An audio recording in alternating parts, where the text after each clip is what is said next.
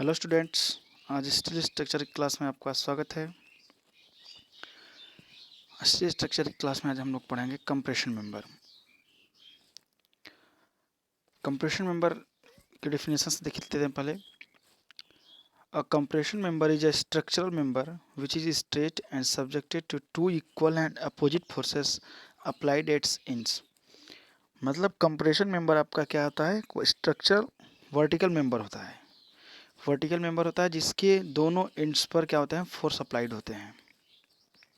Example में compression member में आपका कॉलम आता है। अब कॉलम में देखिए नीचे से हमारे पास जो फाउंडेशन होती है वो भी उस पर फोर्स लगाती है, और बिल्डिंग के जो रूफ होते हैं यानी बीम्स होती हैं वो भी क्या करती हैं, एक फोर्स लगाती हैं। तो ये दोनों फोर्स क्या करते हैं, एक दूसरे के इक्वल एंड अपोजिट होते हैं जो कॉलम पे लगते हैं, और ये कॉलम को कंप्रेस करने की कोशिश करते हैं, इसलिए इसका क्या नाम पड़ता है, कंप्रेशन मेंबर।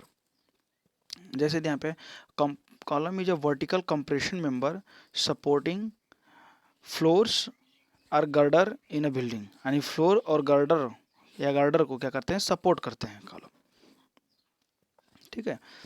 अब कंप्रेशन मेंबर क्या होता है, स्ट्रक्चर वर्टिकल मेंबर होते हैं, स्ट्रेट होता है। जो अगर वही वर्टिकल मेंबर अगर थोड़ा सा स्लाइटली इंक्लाइंड होगा, झुका हुआ होगा, फॉर किस पर्पज से, वो स्ट्रेंथ पर्पज से नहीं, फॉर डिजाइन पर्पज से, अट्रैक्शन पर्पज से। अगर जो हमारे पास जो कॉलम इंक्लाइंड होगा उसको हम लोग क्या नाम देते हैं, स्ट्रट नाम देते हैं उसको, जो डिजाइन पर्पज से इंक्लाइंड कॉलम बनाए जाते हैं।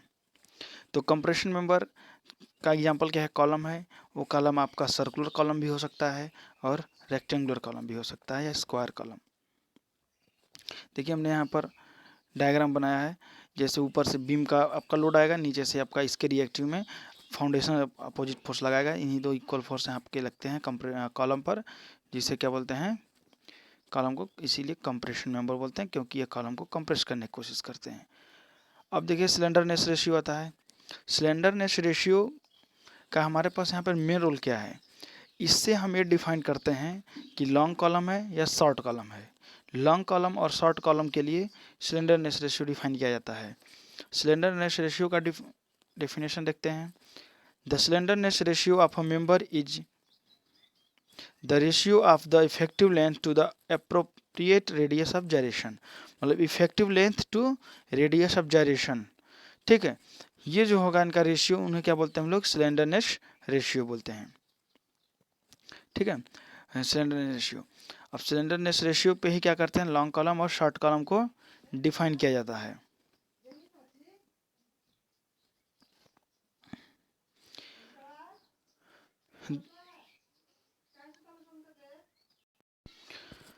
बच्चों इसके बाद एक साइंटिस्ट थे, यूलर थे। इन्होंने फार्मूला डिराइव किया किसके लिए, एक हमारे पास जो कॉलम है, कॉलम के लोड के लिए, कि कितना लोड वो कॉलम हमारा बियर कर सकता है।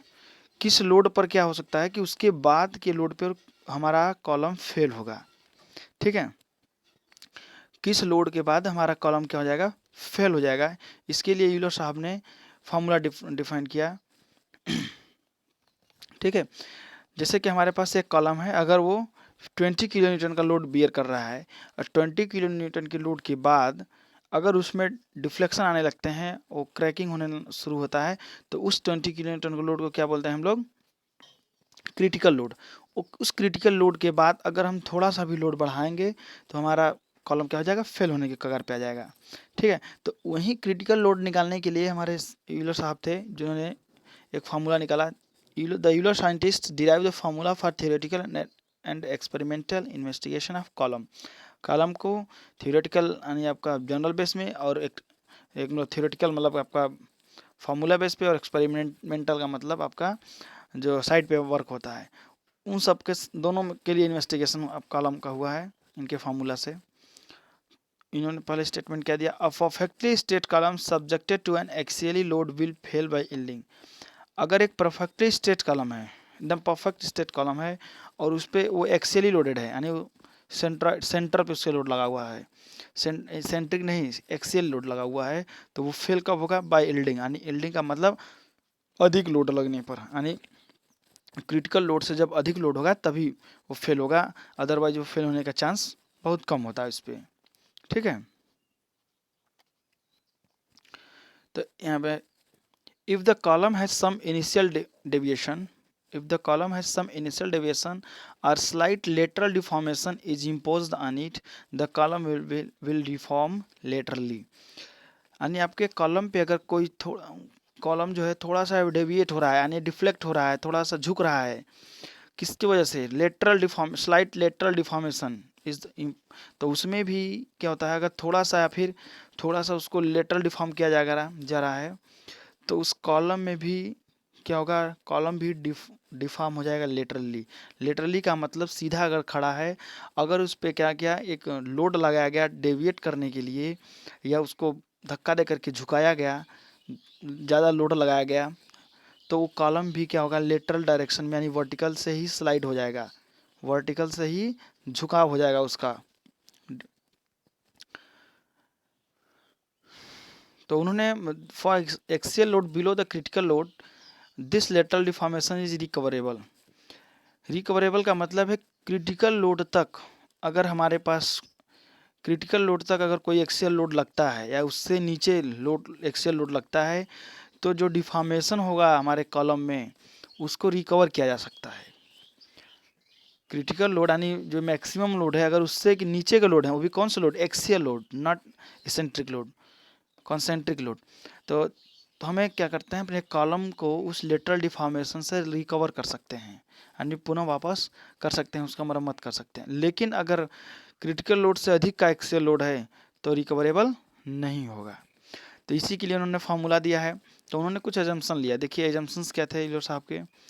कॉलम इज परफेक्टली स्ट्रेट, मतलब कॉलम क्या होना चाहिए? स्ट्रेट होना चाहिए, बिल्कुल भी स्लाइड इंक्लाइन नहीं होना चाहिए।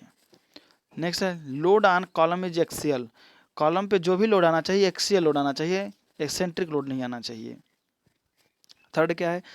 ई एंड आई, ई क्या है? मॉडुलस ऑफ इलास्टिसिटी, और एंड आई क्या है? Moment of inertia are constant. E and I क्या होना चाहिए? कांस्टेंट होने चाहिए। तो फॉर्मूला देखिए, the critical load derived by Euler's, Euler's के द्वारा डिराइव हुआ फॉर्मूला क्या है? P C R, C R का मतलब है क्रिटिकल लोड, पी से है load, P C R equal to pi square E I upon L square. P critical equal to pi square E I upon L square, जहाँ E क्या है? Modulus of elasticity, आई क्या है? Moment of inertia, L क्या है? Length of column. ठीक है, ये तो हो गया क्रिटिकल लोड निकालने का। और हमें अगर बोला जाए, हमें अगर design compressive strength of member, अपने मेंबर का क्या करना है? कंप्रेसिव स्ट्रेंथ निकालना है कि मेंबर का अपना खुद का कंप्रेसिव स्ट्रेंथ कितना है, कितना वो लोड बियर कर सकता है।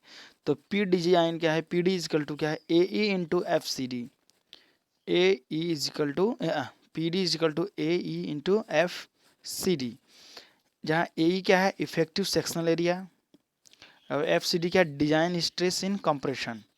कंप्रेशन में इसका डिजाइन स्ट्रेस क्या है जो हमें गिवन होता है, और एरिया क्या है? इफेक्टिव सेक्शन एरिया है। इन दोनों का मल्टीप्लाई करेंगे तो हमें डिजाइन कंप्रेसिव स्ट्रेंथ मिल जाएगा हमारे मेंबर का।